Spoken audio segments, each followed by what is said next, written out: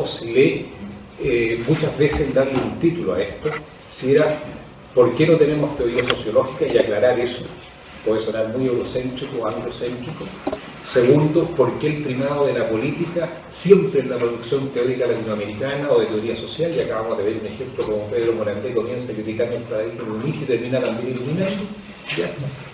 Entonces, la pregunta que me hacía, bueno, ¿por qué el primado de la política? Y en tercer lugar, la tesis central se ha diferenciado todo lo que se ha pensado en América Latina desde el siglo XVII con el arbitrio hasta, yo investigué solamente hasta los 80, pero si hoy día le agregamos los discursos de postcolonialidad, nos encontramos también con un discurso radicalmente identitario respecto de la validez del epistema importada de otras partes.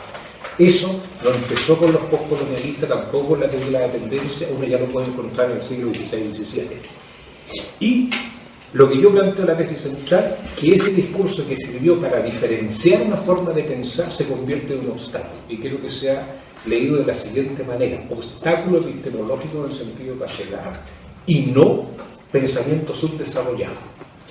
Entonces, como muchas veces cuando yo he desarrollado esto me han dicho, esta persona es eurocéntrica, vivió 25, 30 años en Alemania, por eso dice eso, les quiero leer una parte donde en otra parte, a otro nivel de abstracción, yo hago una defensa de lo que es el discurso identitario y de ahí comienzo con mi exposición.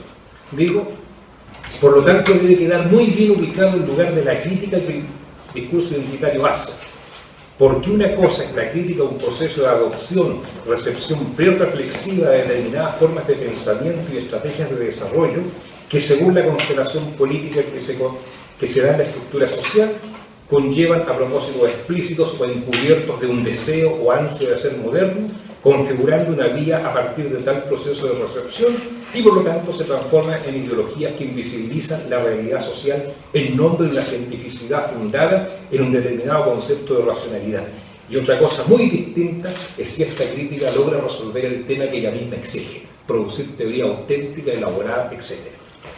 El otro lugar, el lugar que ocupan en la estructura social como productores de conocimiento los criticados, hacen que entren a jugar otros factores, como por ejemplo la reputación por recepción.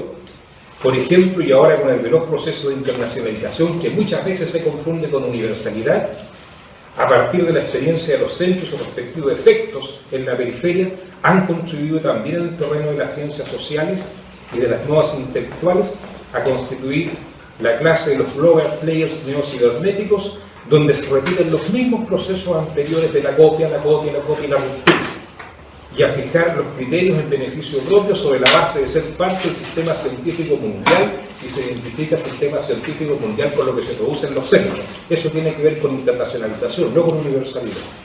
Lo cual, por supuesto, los hace ganadores de tal proceso, cobrando un especial interés en ellos de alimentarlo permanentemente, por ejemplo, en formas de congresos, publicaciones conjuntas y todo lo que conocemos al respecto.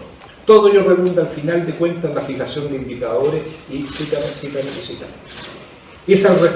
A este respecto del discurso identitario obtiene la mayor parte de su relevancia analítica y política, en tanto descubre que ese tipo de elaboración teórica no es resultado de un proceso de apropiación histórico-hermenéutica de la realidad social. Por el contrario, su visión se impone a esta por otros conductos condicionados, estos por mecanismos ajenos al acto de conocer, en tanto provienen de cómo ya en las instituciones se han impuesto y particularmente de la alianza entre política y economía. Una vez construido ese espacio a través del lente adoptado, estas elaboraciones aparecen como resultado de una apropiación del objeto y de allí continúa su validación hacia adelante y nadie puede interpelarlos. Esto explica el por qué hemos resaltado como una situación de invariante no solo las rupturas que se han realizado históricamente en la formación social latinoamericana, sino que el nivel de radicalidad con el cual se ha rechazado esta imposición prereflexiva disfrazada de pensamiento. Hoy asistimos a la reacción de la tesis de los estudios postcoloniales que por una epistemología del sur, pero combatir un disfraz de lo que se impone como universal se quedan sin embargo en el esfuerzo de la diferencia, de lo específico, y no ingresan al terreno por la interrogante que podría significar epistémicamente la fundamentación de un valor universal en el conocimiento. Eso solamente como un preámbulo para que la crítica que yo le voy a desarrollar al discurso identitario no sea entendida como una postura exprecientificidad del discurso identitario. Lo interesante es que se repite durante 3-4 siglos exactamente la pregunta: ¿por qué no podemos pensar por nuestros propios medios? ¿Por qué siempre la copia? ¿Por qué siempre?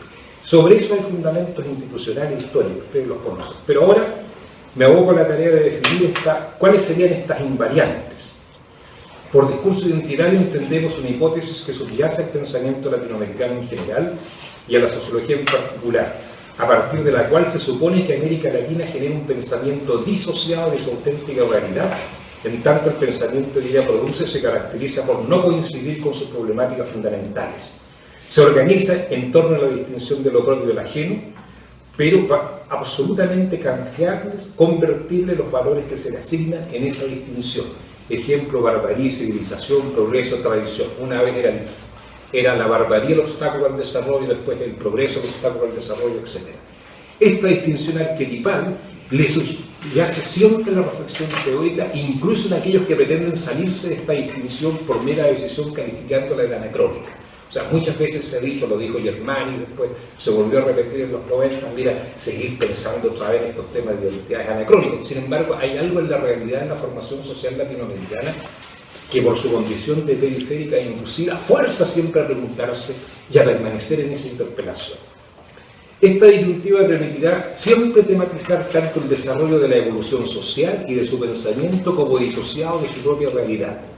De aquí que no sea casualidad que todas estas experiencias destacaron la problemática del desarrollo de América Latina respecto de su atraso en comparación a Europa y Estados Unidos, y que manifestaran una notoria preocupación por la elaboración de un pensamiento propio, adecuado a la propia realidad y con el declarado propósito que un pensar sobre la sociedad debiese estar orientado a una transformación de aquella, sobre todo atendiendo a su estado de atraso o subdesarrollo.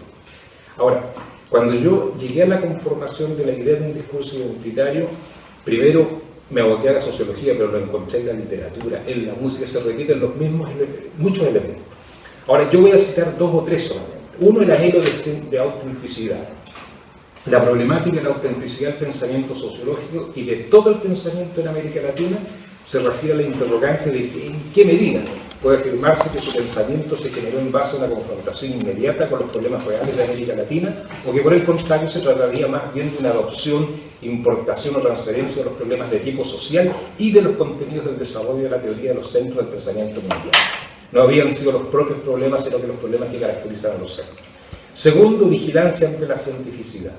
El pensamiento y la sociología latinoamericana se caracterizan por una especial atención al descubrimiento de las llamadas implicaciones políticas que traerían consigo o acarrearían las teorías generadas en los centros mundiales de pensamiento. Al interpretar las teorías de los centros a partir de una distinción entre la separación ideal típica de los fundamentos teóricos y de las inspiraciones político-sociales, las teorías queda de manifiesto que son los últimos los que predominan en la lectura de las teorías desarrolladas en el extranjero. Así lo vimos a Parsons en los 60 y 70, un defensor del imperialismo. No nos preocupamos de la categoría universal que proponía como el mecanismo de coordinación social. La problemática de la vigilancia ante la cientificidad evidencia dos disposiciones estrechamente vinculadas y dominantes hasta hoy en día.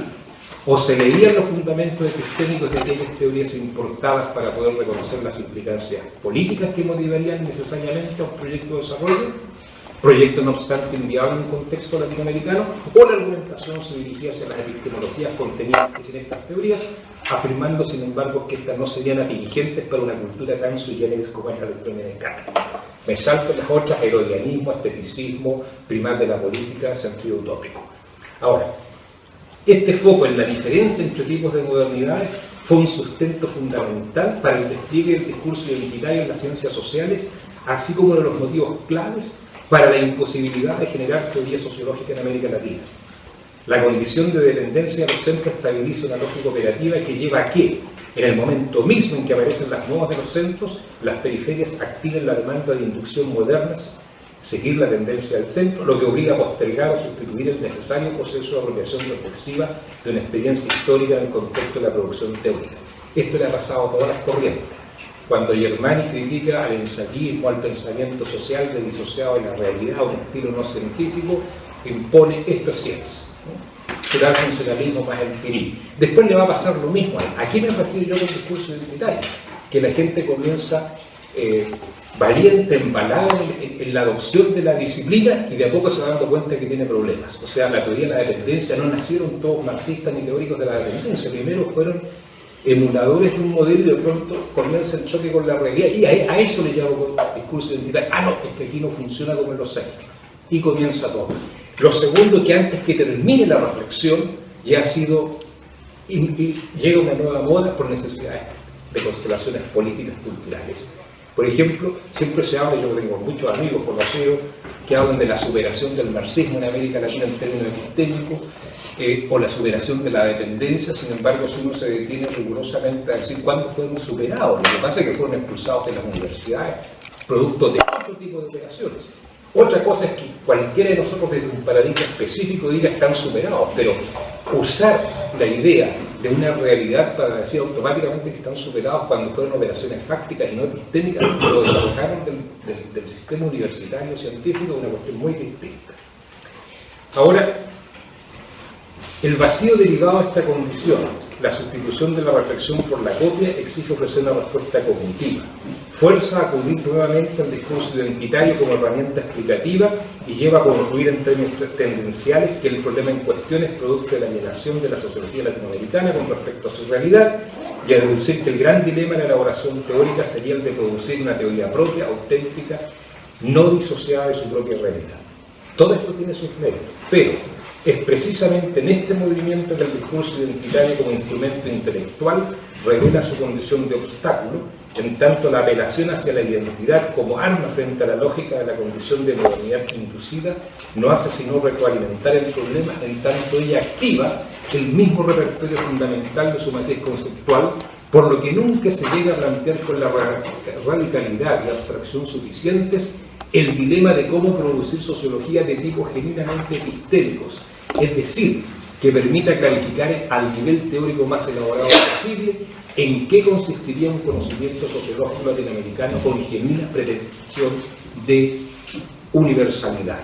Es decir, cuál sería aquella operación que hace que la sociedad sea sociedad desde distintas opciones teóricas. Pero aquí me salto, no era el tiempo, el tema por qué el primado de la política, por qué terminamos todo ahí, y voy a adelantar algunas ideas sobre la salida. Y la primera pregunta que me hago es cómo pretender una salida cuando yo todo el tiempo he argumentado en mi trabajo que el discurso identitario es codependiente de la misma realidad de modernidad periférica inducida. Es decir, cómo trascender esa facticidad si ese discurso es el complemento precisamente de esa situación de asimetría y dependencia. Esta se pregunta por qué se impone, y aquí otro mérito del discurso identitario, porque el discurso identitario, con toda la crítica al eurocentrismo, en todas las versiones, ya sean de Rodó a Teodoro dos Santos, o un discurso identitario al interior de su matriz, o en otra, radicalizó la pregunta por las pretensiones de universalidad del discurso científico en la esfera de lo social. Esa pregunta la radicalizó y no la puede responder, pero eso no es un problema de inteligencia individual, lo quiero dejar ya enunciado. ¿Cuáles son dos cosas que yo creo que habría que previamente dejar de lado? Al tematizar el desarrollo del pensamiento latinoamericano como disociado de su propia realidad, se invoca la evidencia de tratarse de una importación de teorías generadas en otros contextos, particularmente el europeo, como si en América Latina se dispusiese de otra reserva semántica después de 500 o 600 años de historia. Más relevante nos parece a nosotros reconocer que lo que se conforma como discurso identitario, como tradición latinoamericana, es perfectamente localizable al interior de aquella semántica clásica de Occidente, en especial la que se elabora a partir de la construcción del orden social moderno. Los elementos son los mismos, su combinación es distinta. Y ahí tendríamos la gran pregunta: ¿qué es lo que se universaliza fácticamente? La expectativa de un Hegel o de un Marx, y cuál sería la operación universal para dar cuenta si ese proceso de homogeneización de una determinada formación social se realiza o no. Tampoco se resuelve la exigencia de generar un pensamiento propio con la tesis de la realidad singular, extra, centro, no occidental, híbrida, etcétera, etcétera. Este discurso, no obstante sus positivos atributos, se agota en el incesante insistir en la evidencia histórica que de manera comparativista hace resaltar notables diferencias respecto a los centros. Pero si se queja al nivel de la conceptualización más abstracta de la carencia de categorías fundantes de una ciencia propia, entonces ¿por qué no lo realiza? ¿Por qué se agota en el ejercicio de mostrar una y otra vez lo excepcional por relación a los centros? ¿Cómo puede haber un particular sin relación a un universal? El discurso identitario, especialmente reproducido por la sociología comprometida, tiene sus aciertos, entre otros mostrar la singularidad histórica tanto al nivel de las estructuras como de su trayectoria como pensamiento, pero no arriba a plantearse una solución metateórica a la permanente crítica que ejerce el imperialismo conceptual. Si de lo que se trata es de desprenderse de una tutela, ¿por qué no acometer la tarea al nivel más profundo del concepto? Esto es de entrar en la conversación acerca de en qué consistiría la pretensión de universalidad del conocimiento científico para una esfera que denominamos sociedad o social. ¿O se está simplemente confundiendo la imposición de los centros, lo internacional con lo universal? Es decir, el despliegue de una formación social desde los centros a escala universal que avasalla los contextos periféricos o simplemente no originarios de tal formación social. Entonces, la actividad del pensamiento propio queda situada en un nivel refractario del proceso de defensa de los otros. La salida del discurso identitario reconociendo sus méritos la constituye una tercera tesis que será brevemente explorada. Para dar esta respuesta quiero, estimados colegas, recurrir a la misma génesis de la sociología como ciencia. A pesar de las notables diferencias temáticas de los respectivos diagnósticos entre Marx, Weber y Durkheim, tienen dos coincidencias características que permitieron la fundación epistémica de nuestra disciplina. Cada uno de los tres autores supone que los problemas empíricos observados no son más que una expresión de una realidad omniabarcante, estructural y relativamente indiferente a las acciones, interpretaciones y expectativas de los actores.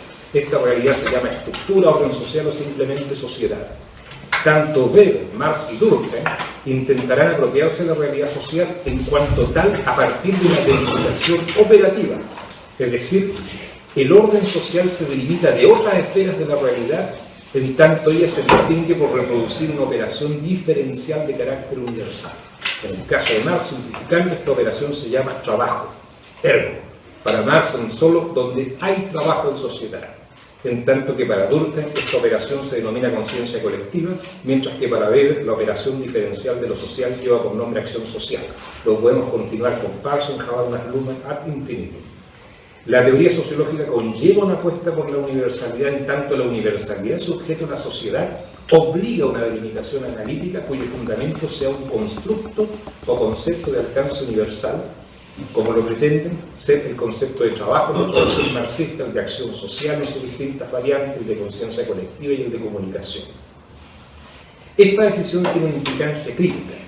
La decisión de prescribir necesidad de universalidad epistemológica a partir de la universalidad del objeto revela que en la forma de hacer teoría sociológica hay una implicación profunda entre dos niveles de análisis, a saber, las características distintivas del objeto, en este caso la sociedad, sus expresiones, aspectos, modos de aparecer, estados históricos, y las propiedades epistemológicas del concepto elegido fundamental para delimitar a la sociedad. Podemos ver ahora que la teoría sociológica se ha desenvuelto como programa de investigación haciendo teoría simultáneamente a dos niveles. Un nivel que denominaremos teoría sociológica, en él se dirime el rendimiento epistémico y la permanencia analítica de la categoría fundamental que delimita lo social en tanta operación. Un segundo nivel que denominaremos teoría social, en él se caracteriza la extensión de lo social, se muestran regularidades, se describen alcances y manifestaciones de su operación general. Ejemplos de este nivel conceptual son la descripción del mecanismo de la extracción de la plusvalía como consecuencia de la categoría de trabajo, la ética protestante y la burocratización organizacional como formas de racionalización de la acción social, la diferenciación social como desenvolvimiento de la conciencia colectiva, o la emergencia y diferenciación de sistemas funcionales como expresión de la comunicación. Entonces, hay una apuesta o preferencia por la universalidad del conocimiento sociológico como necesidad derivada de la universalidad de la sociología. Por lo tanto, nuestra respuesta distingue niveles de universalidad que dicen tanto relación con la dimensión histórica como con la estrictamente conceptual.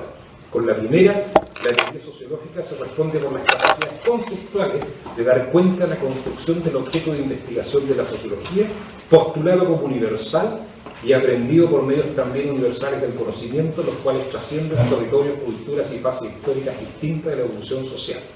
Es decir, la atención se dirige a las capacidades estrictamente metateóricas respecto de las pretensiones de universalidad del conocimiento sociológico. Con la segunda, la de teoría social, se responde por la capacidad de universalización histórica de una determinada formación social a escala planetaria, lo cual permite tematizar la problemática de los grados de homogeneización que el despliegue de tal forma puede haber alcanzado no a escala mundial, rescatando la dialéctica de lo general particular en términos de evidencia histórica.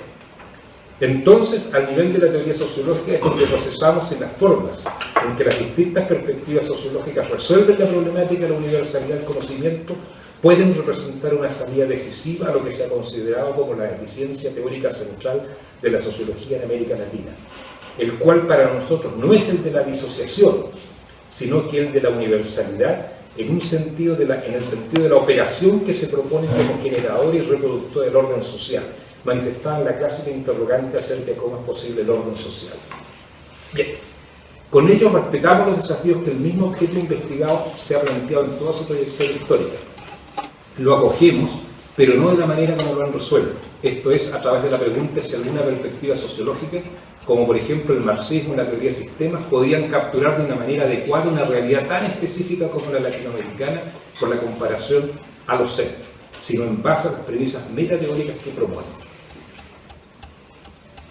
En el nivel de la teoría sociológica podemos preguntarlo por las capacidades conceptuales, esto es, que no obstante las diferencias contextuales es posible sostener una universalidad para un tipo de operación que clarifique más allá de las diferencias en lo que hace posible la emergencia de un orden social.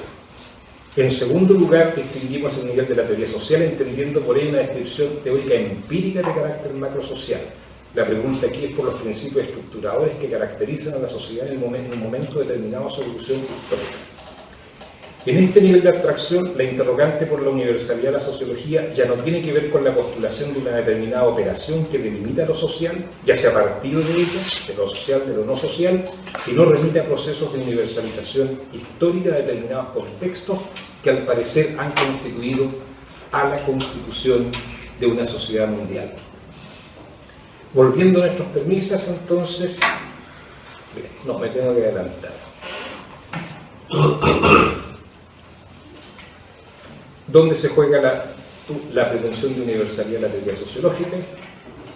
Sí, lo ilustro, si en el análisis de Marx se puede ser crítico al analizar el proceso de producción y reproducción de la sociedad a través del trabajo, y de ver entonces cómo el juego de las estructuras ocurre a espaldas del capitalista y trabajador, y con ello queda abierta una posibilidad de cambiar el curso de la historia.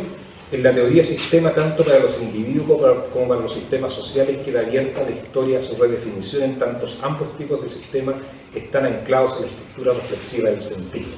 Entonces, trabajo, sentido y comunicación, como el fundamento de la universalidad de la teoría, obviamente que no. Además, está decir que este nivel metateórico, los fundamentos empíricos resultan altamente inconmensurables entre sí, distintos al nivel de la teoría social, donde se puede discutir empíricamente. A partir de la operación propuesta como lo constitutivo de todo lo social de la sociedad y del teorema de la contingencia como su fundamento, se hace posible explorar entonces cómo se reduce la contingencia de lo social en un sentido histórico concreto. Para terminar,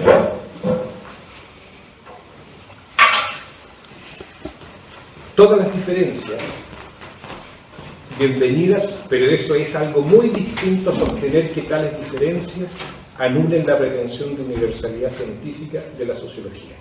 Invocando las obvias diferencias de contexto, no se anulan tales pretensiones.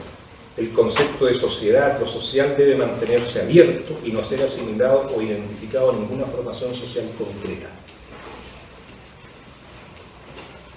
El teorema de la contingencia prohíbe cesión. La historia está abierta para evoluciones e involuciones. Muchas gracias. Un aplauso.